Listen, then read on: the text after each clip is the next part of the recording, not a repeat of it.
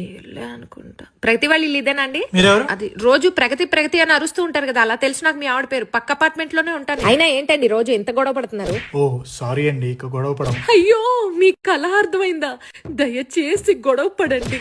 మీరు గొడవ పడకపోతే మాలాంటి వాళ్ళ మెంటల్ స్టేటస్ ఏమైపోతుందో అర్థం చేసుకోండి.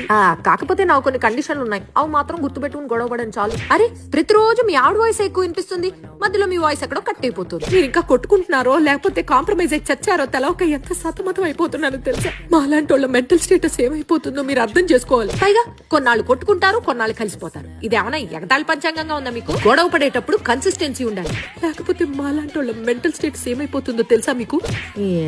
గొడవ మంచి రసపట్లో ఉన్న టైంలో పిల్లల ముందు వద్దులే ప్రగతి, నీకెందుకయ్యా? నీకు పిల్లలంత ఇబ్బందిగా ఉంటే మా ఇంటికి పంపించి గొడవ కంటిన్యూ చేయాలి, లేకపోతే మాలాంటోళ్ళ మెంటల్ స్టేటస్ ఏమైపోతుందో తెలుసా నీకు? అసలు మొన్నటికి మొన్న మీ ఆవిడ పుట్టింటికి వెళ్తానా అని ఇంత గొంతేసుకుని అరిచింది. సూట్ కేసు సర్దుకుని కిందకు వస్తుందేమో అని బాల్కనీలో 3 రోజులు ఎదురు చూసాను తెలుసా?